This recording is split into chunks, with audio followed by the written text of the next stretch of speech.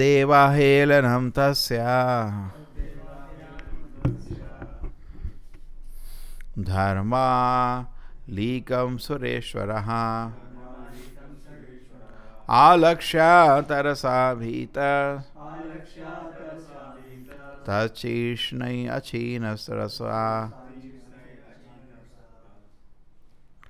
Once upon a time, however, the king of heaven, Indra, understood the Vishnurupa was secretly cheating the demigods by offering oblations on behalf of the demons. He became extremely afraid of being defeated by the demons, and in great anger at Vishnurupa, he cut Vishnurupa's 3 heads from his shoulders. So, on the advice of Brahma, what had happened? Indra had disrespected his own spiritual master. We discussed this previously. He was so much lost into worship and adoration, followers and opulence and enjoyment. He considered that the success of his life. So what is the need of spiritual life? Most of the people are also in society like that. Their hopes and aspiration in life is only this. I should get some dhanam, janam, sundari. Then life is successful. And what Chaitanya Mahaprabhu says? Na dhanam janam sundarim va kamitava jagadish kamaye mama janmani janmani shari bhavatad bhakti aitu kite. He said, I don't want dhana. I don't want followers. I don't want beautiful women following me. I am not interested in this. So what are you interested? What is your positive program? He says, what is the positive program? Na dhanam na janam na sundarim kamitava jagadish kame mama janmani janmanishware. Birth after birth, I want pure devotion service. That should be the attitude of a great devotee. But here Indra at that moment got a little mixed up with this desires, and he neglected his own spiritual master. When he appeared in the assembly, he was so satisfied. That's why we are also, messy people are also like that. You go to them, my dear sir, please, here is an opportunity. Why don't you read Bhagavad Gita? He is very satisfied. He has no taste. They are so much addicted to these low pleasures.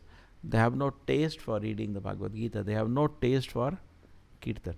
Okay? Time everybody has. It's all joke. I don't have time.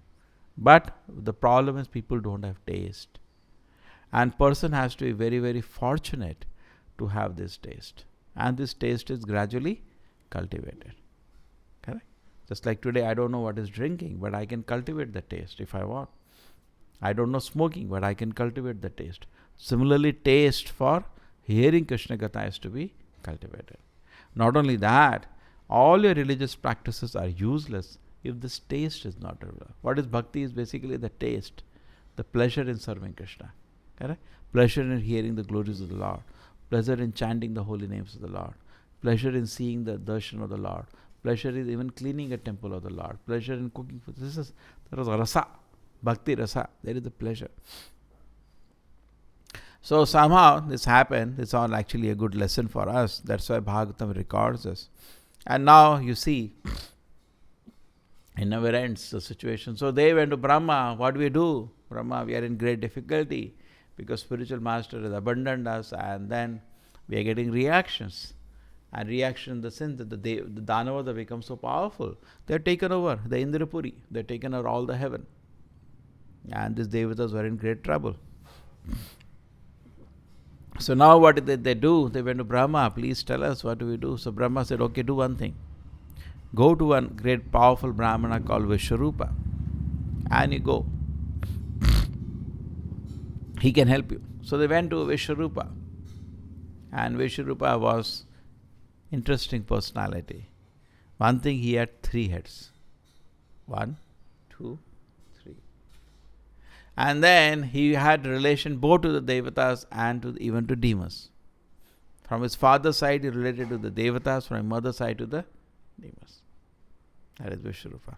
So now they requested Vishwarupa to offer sacrifice for them. He was a very powerful Brahmana. So yes, he said, okay, I can do. As I explained, you have some punya, you can do something. He had some tapasya, some punya, some knowledge. So he said, okay, I'll do. And he chanted for them the mantra. What mantra? Narayana Kavacha mantra. We heard last time. Correct? And then that was over. The next thing was,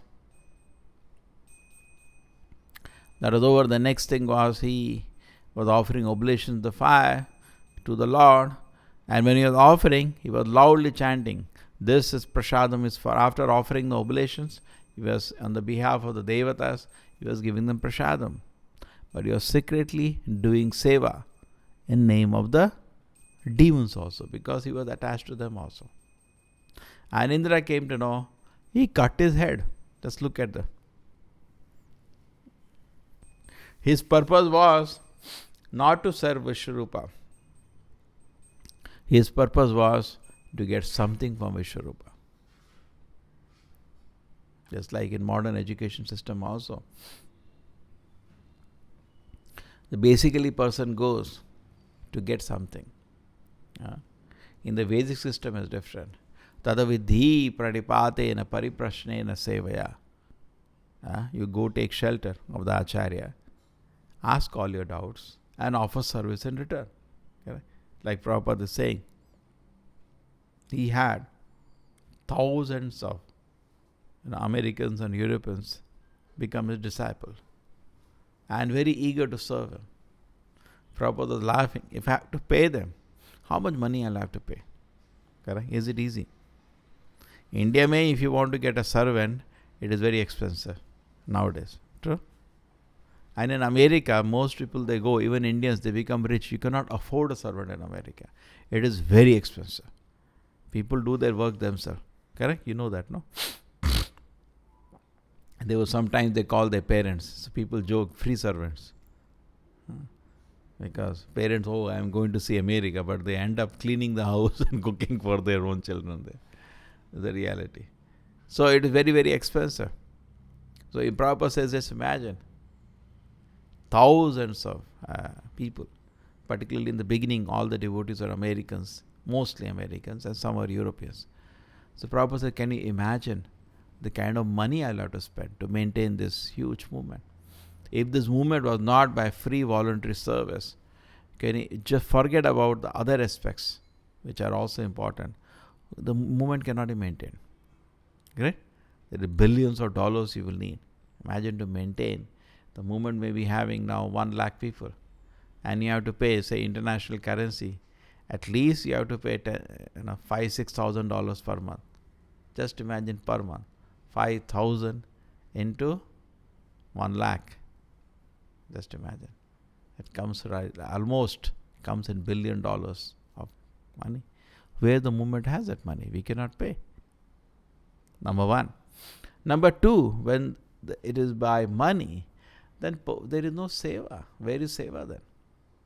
Where is the pleasure? People are running so many religious institutions, unfortunately, by paying salary. Many times people do this. They put some money, they open a temple. But they don't have anybody to do seva for the deities. They don't have anybody. So what do? They hire some pujari, give him some salary. What is the temple? What is the bhakti? What is the devotion there? It's all joke. In fact, it is said, if a rich man has a temple and he hesitates to serve the Lord, it's a great offense actually. Correct? He personally should be eager to run to serve the Lord. True? And that spirit should be there. Then where is the inspiration? So here, what do we say? What do we understand here? Is that they only wanted, the Devatas only wanted to do some business with Vishwarupa. They had no respect for him, looks like. And they just wanted to get some benefit out of him. True? They were offered so many prayers to Vishwarupa, basically to use him. And when they saw for what they're trying to use Vishwarupa is not happening, they got angry and killed Vishwarupa itself.